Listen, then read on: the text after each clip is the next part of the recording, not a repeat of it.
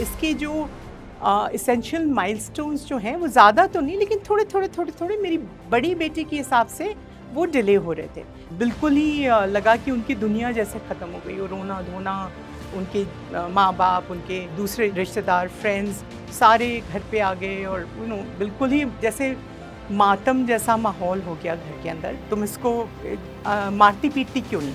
जितना मारोगी उतना अच्छा हो जाएगा। आई वाज़ लाइक ऑटिस्टिक है वो, she is not spoiled, I mean she is got a condition, मारने से क्या हो जाएगा?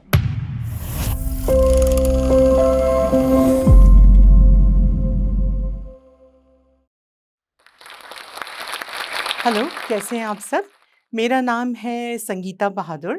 अ, थोड़ा-सा अपना बैकग्राउंड आपको बता दूँ, मैं इंडियन फॉरेन सर्विस ऑफ़िसर हूँ।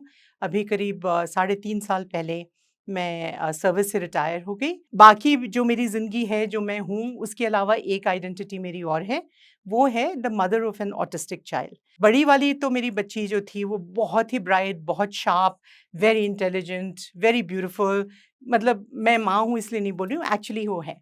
तो हमें उसकी आदत थी कि ये बच्ची मतलब क्या उसके माइलस्टोन्स कैसे हैं, कितनी जल्दी वो उस तक पहुँची, क्या-क्या हुआ। तो बहुत ही मधुर यादें थीं कि उसके बचपन की, राइट?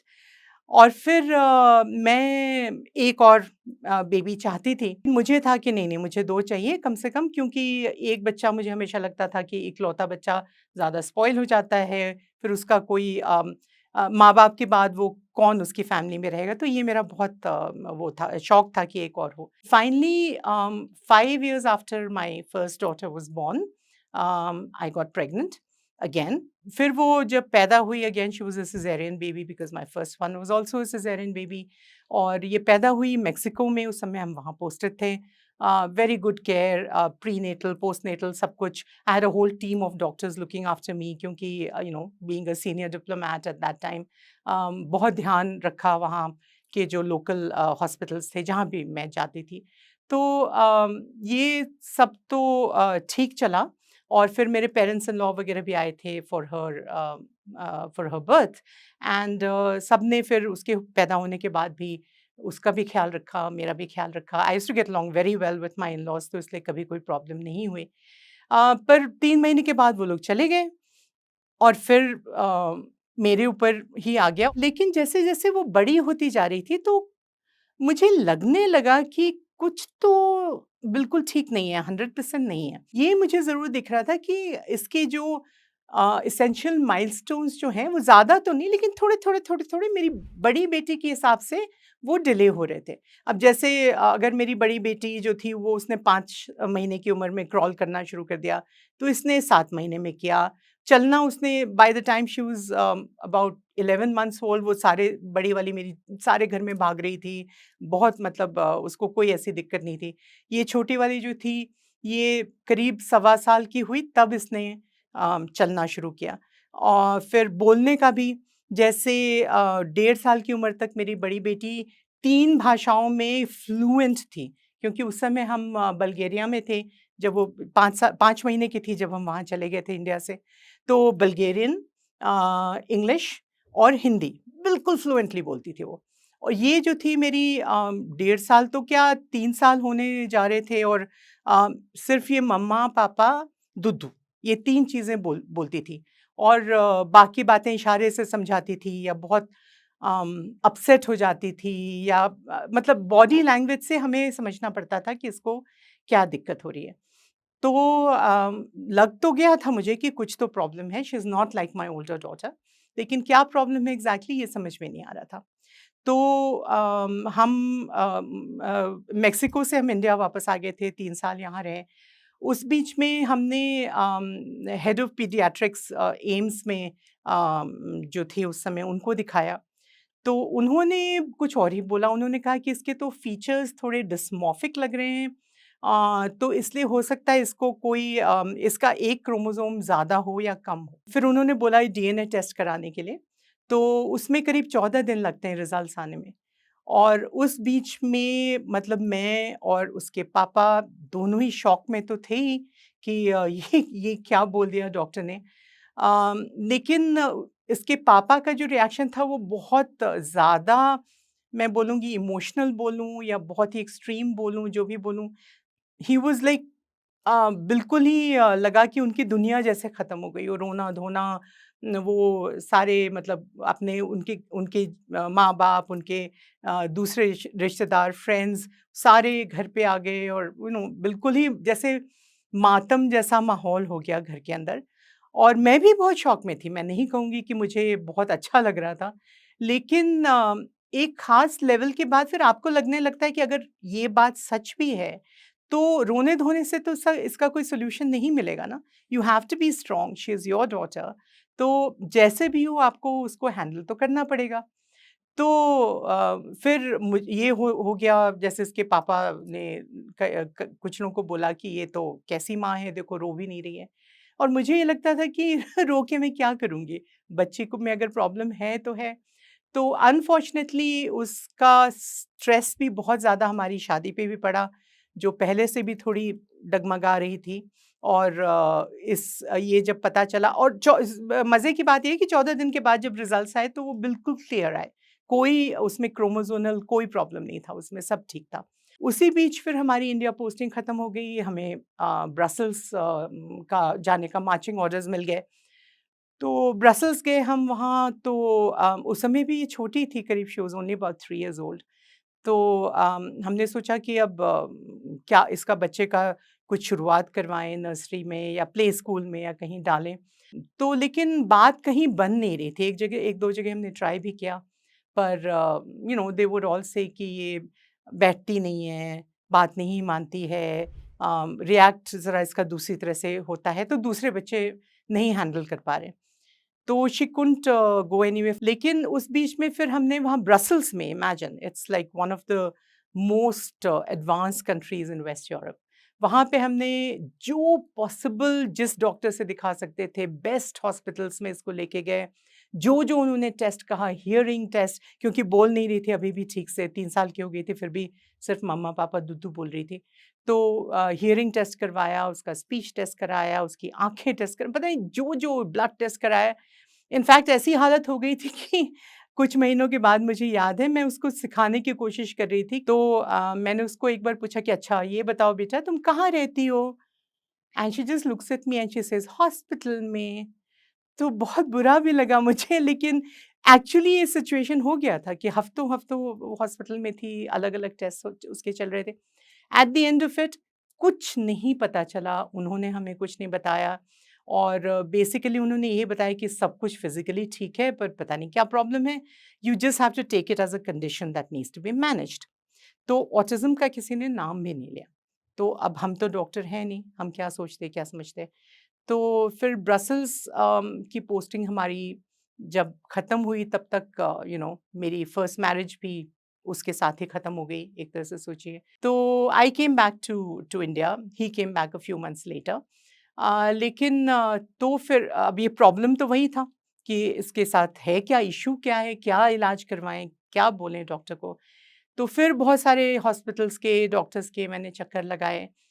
फाइनली एक one of the the biggest hospitals in Delhi, they told me, जब वहाँ पे मैं इसको पीडियाट्रिक्स डिवीजन डिपार्टमेंट में लेके गई, तो उनके हेड ऑफ डिपार्टमेंट ने मुझे इसको ऑब्जर्व करने के बाद, मुझसे इसके सिम्टम्स पूछने के बाद, तो 2 या 3 विजिट्स हमने की उनके पास, और फिर उन्होंने बताया कि बच्ची आपकी ऑटिस्टिक स्पेक्ट्रम पे है।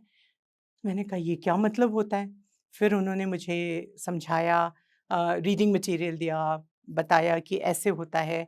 एंड ही सेड कि आप वैसे लकी हैं कि ये एजेस पे है, बहुत ज़्यादा इस पे इम्पैक्ट नहीं है इस कंडीशन का।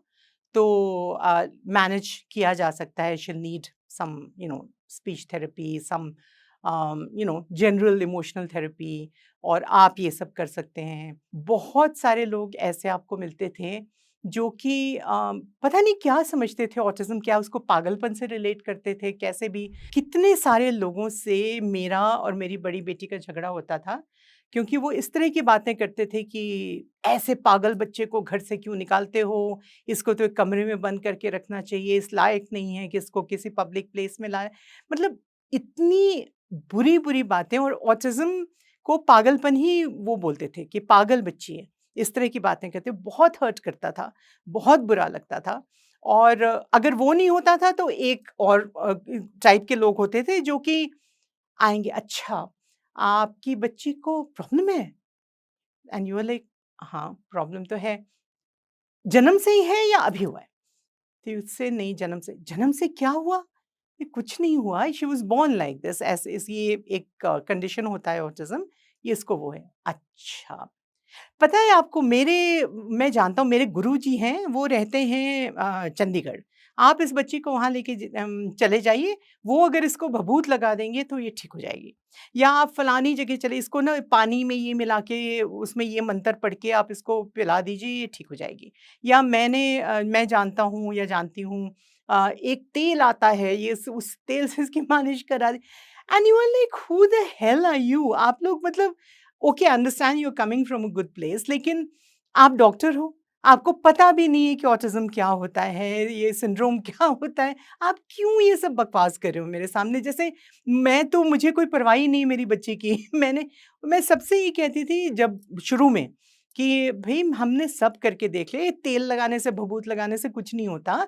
This is a condition that the child has, बचपन से होता है। क्यों होता है डॉक्टर्स को भी नहीं पता। फिर कुछ बोलेंगे, "ओह! इसके ऊपर तो भूत बाँधा है लगता है। आप इसका झाड़-फूँक करवा दीजिए, ठीक है।" मतलब इतनी बकवास बातें। या तो आप उस बच्चे को पागल बोल रहे हो, उसके साथ ऐसे बिहेव कर रहे हो, नहीं तो आप इस तरह की बकवास कर रहे हो। तो बहुत ही मुश्किल होती थी, कभी भी आप बाहर जाओ तो ये क्या बोल क्या रहा है ये बंदा? क्यों बोल रहा है और मैं क्यों सुनूँ? तो after the first few months of this, तो मैं इधर से सुनती थी, उधर से निकालती थी।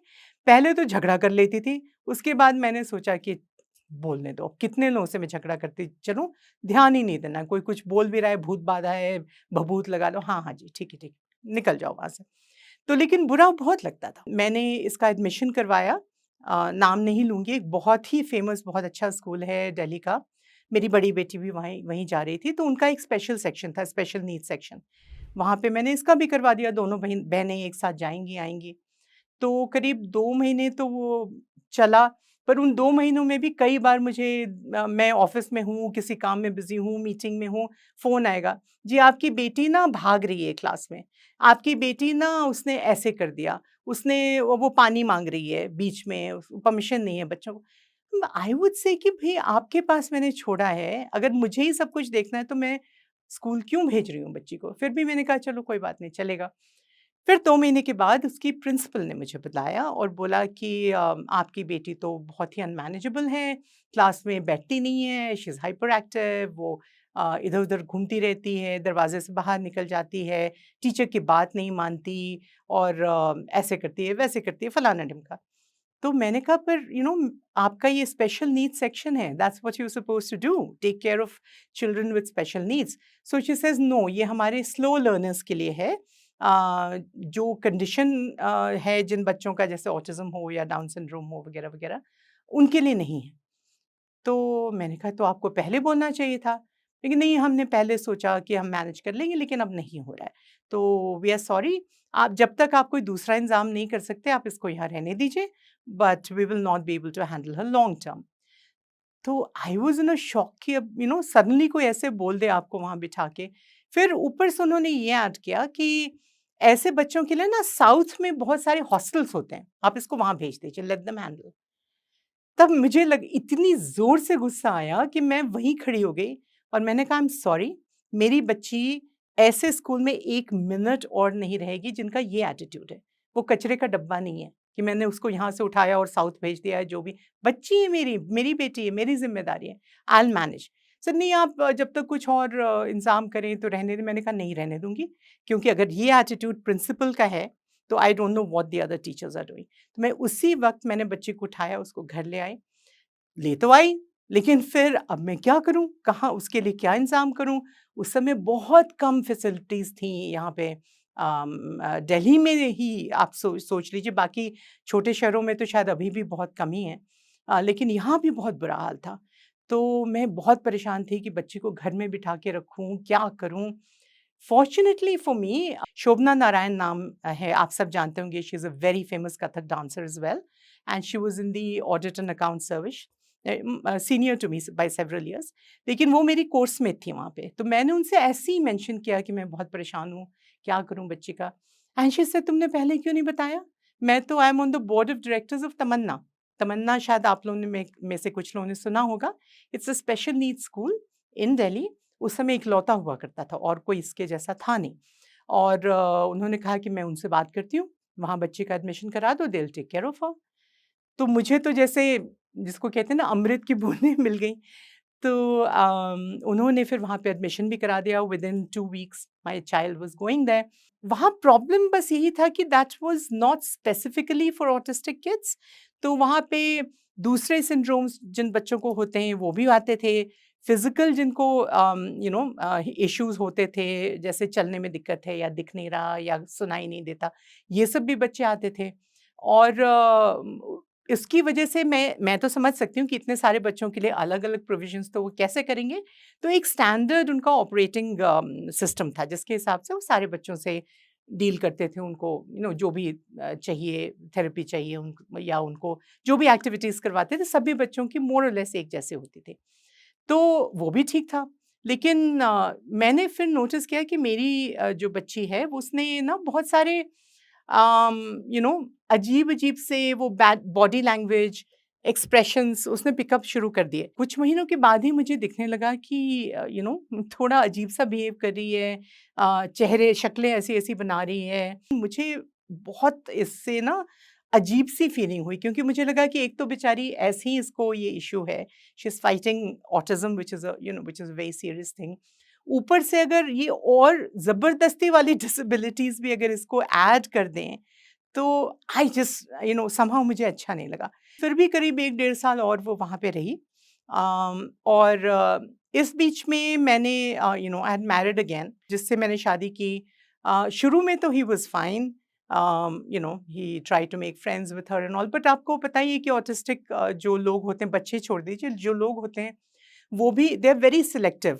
उनका जब मूड होता है तो वो आपसे बात करेंगे, नहीं मूड होता है तो पीठ घुमा के चल देते हैं। They don't care at all. तो this man started getting very upset about that, ये ऐसे करती and then he started blaming me कि तुम you are a very permissive mother, तुम इसको मारती-पीटती क्यों नहीं हो? जितना मारोगी उतना अच्छा हो जाएगा।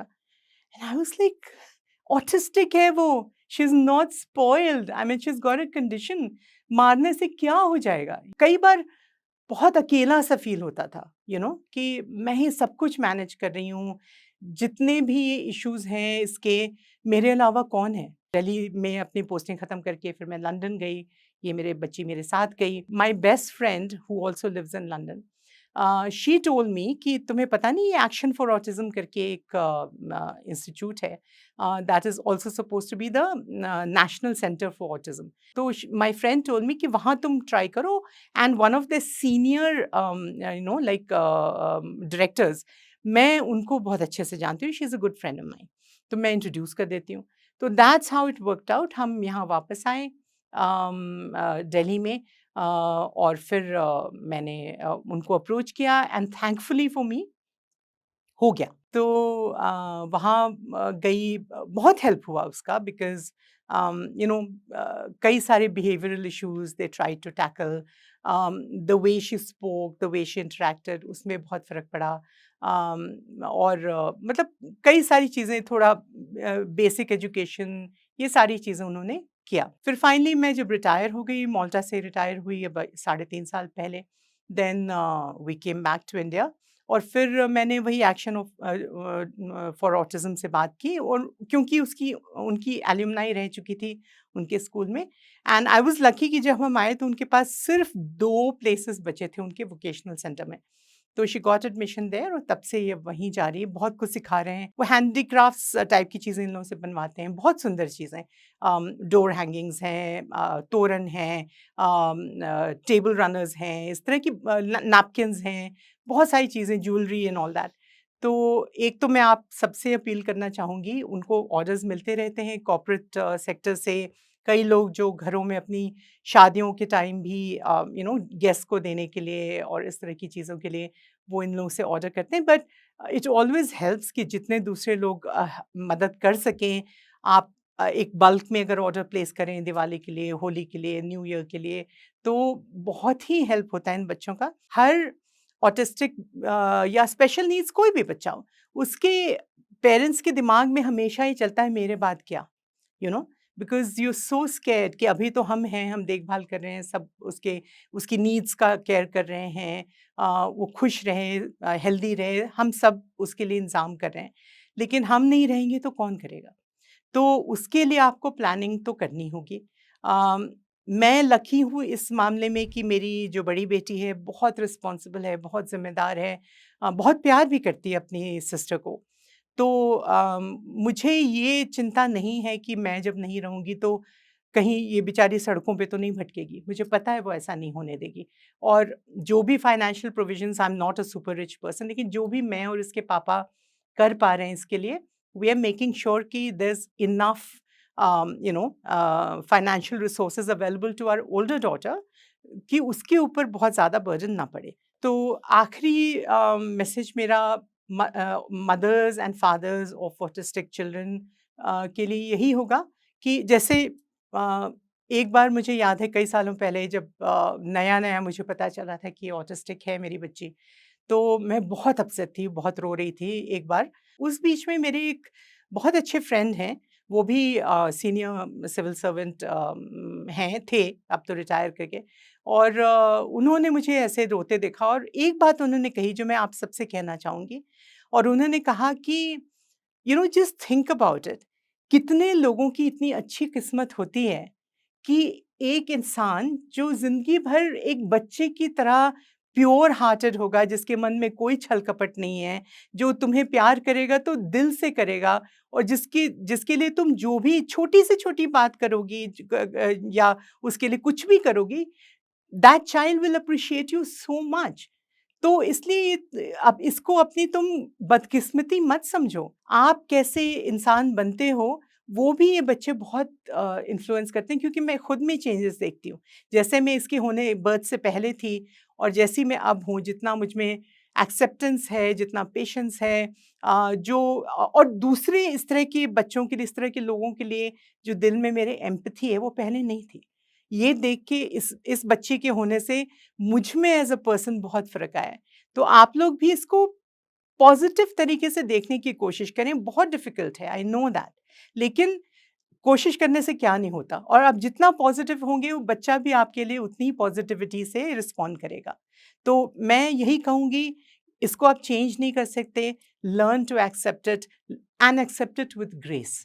और जितने आप अच्छे से, जितने शांत मन से इसको एक्सेप्ट करेंगे, आपकी भी ज़िंदगी और उस बच्चे की ज़िंदगी भी उतनी ही अच्छी होती जाएगी। तो यही बोलना था मुझे आज, और जोश टॉक्स को थैंक यू वेरी मच, क्योंकि ये एक ऐसा टॉपिक है जो इन जनरल कॉन्वर्सेशंस इसके बारे में नहीं होते। तो मुझे ये अपॉर्चुनिटी देने के लिए आई एम वेरी ग्रेटफुल कि मैं अपनी बात आप सब तक पहुंचा पाई, और शायद आपको इससे कुछ सुकून मिले, कुछ सपोर्ट मिले, कुछ नया कुछ सीखने को मिले। I will be very happy with that. So thank you.